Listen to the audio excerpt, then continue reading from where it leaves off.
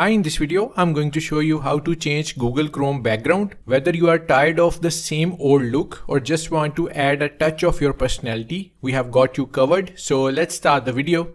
First, open Google Chrome on your computer.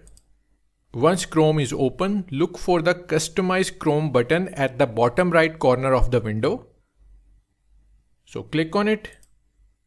To change background color in Google Chrome, simply select color from this available option to set it as background.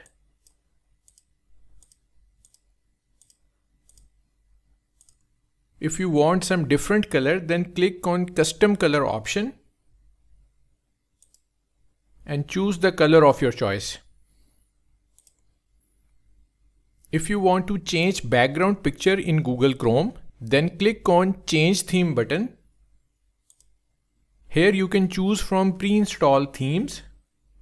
So choose whichever you like or click on Upload an image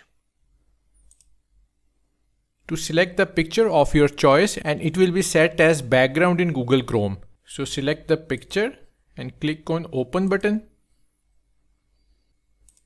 As you can see, Google Chrome background has been changed. So that's how you can change Google Chrome background. Thanks for watching.